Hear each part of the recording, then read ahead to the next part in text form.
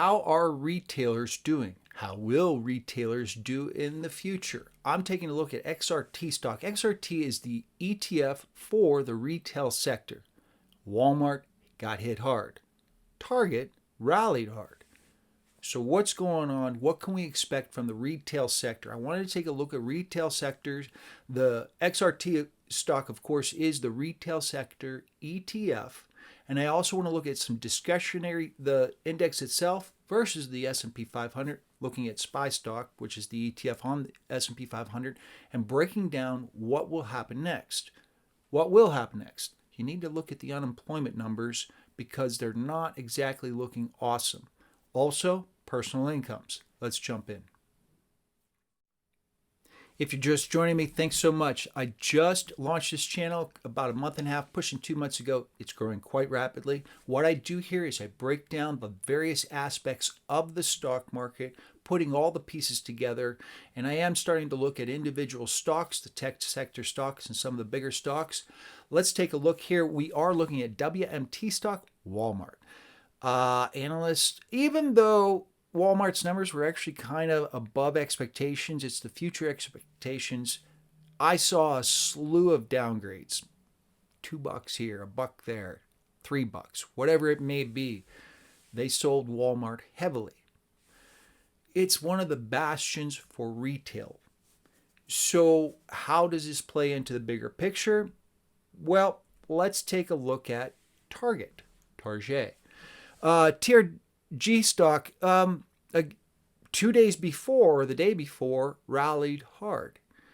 So this is an individual thing within a bigger sector. Let's take a look at the sector.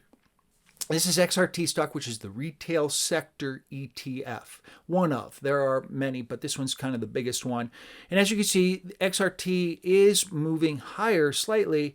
So although Walmart took such a big hit, it's, I think, the highest percentage of any one stock within the entire index, and there was probably like 40 or 50 stocks within XRTI. There's a lot of big ones. There's a lot of small ones. It's just one of many, and it didn't really blip it too hard. So XRT itself, when you look at it, it's still kind of trending slightly upward. We'll see how that plays out, but I've got two charts, again, that I want to show you. In the meantime, XRT, XLY, discretionary ETF. What is XLY stock? Discretionary income, first off, from an economist perspective, everything after tax is discretionary. But this sector is a little more discretionary than discretionary. Basically, discretionary income is you have your staples, food, things like that no matter what, you have to buy. Anything beyond that would be considered discretionary. And you could consider like a holiday or shopping online as not necessarily staple. Socks and underwear are staples, but, or could be considered staples, but some other retail item that you're seeing while you're cruising the internet at 3 a.m, that wouldn't be considered staple. It's more discretionary.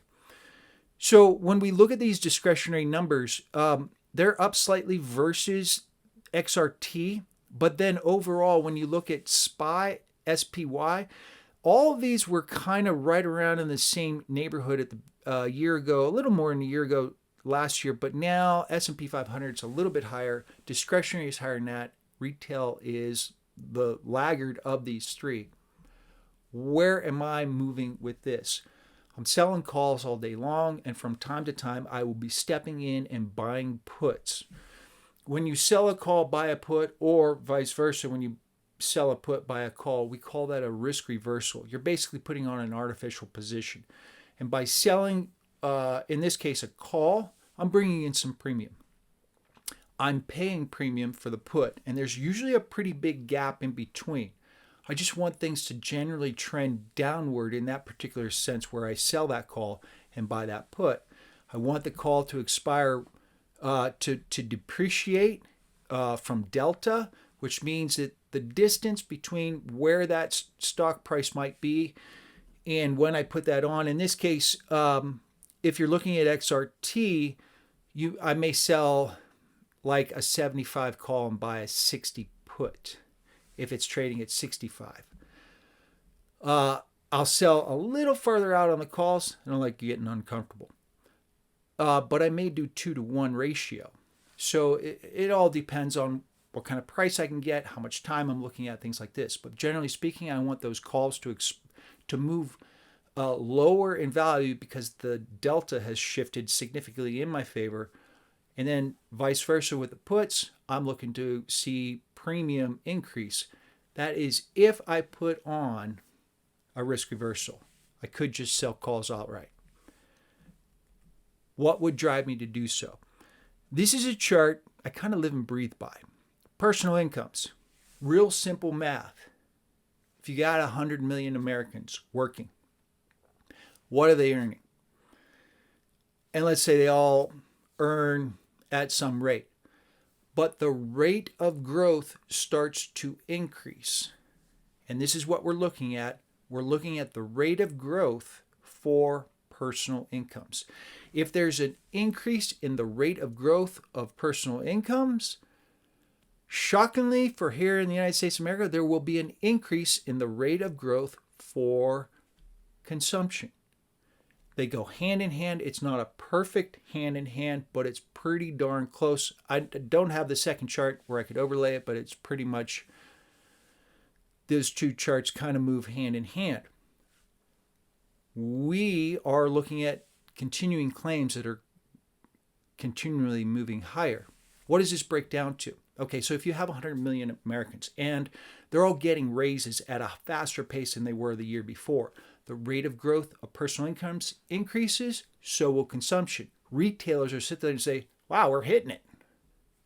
So their revenues increase, their profits increase, their stocks move up. XRT stock in that particular example would go higher. Same with discretionary stocks.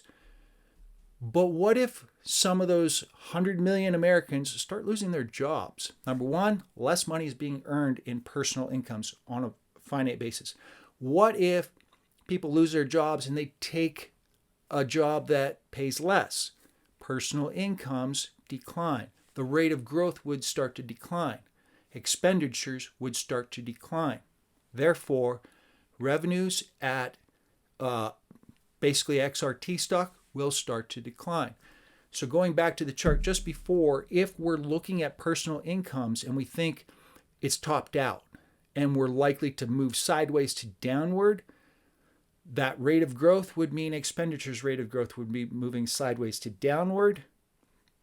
All those stocks turn into Walmarts. They start getting downgraded. XRT stock starts moving lower and lower. There is a pretty strong correlation between personal incomes, personal expenditures, and employment. Every Thursday we get continuing claims and initial claims. We're not seeing huge initial claims, but what we're seeing is those people who do get laid off stay laid off. So if this chart starts moving up really high, you're beginning to see the shift that we're looking for, or what I'm thinking is the beginning of a move much lower in stocks across the board. Consumers drive 70% of this economy. The business sector reacts to the consumer. Government stays pretty flatline. So if the consumer starts losing their jobs or taking jobs with less pay, continuing claims start to continually climb, personal incomes will drop, personal expenditures will drop, XRT stock peaks. I sell calls, theta, time decay. Make sure you hit that like and follow button. Again, this is a brand new channel. I broke it off from my initial channel. I'm breaking down all the various aspects of the stock market. You want to stay ahead of that curve. We'll see you in the next video.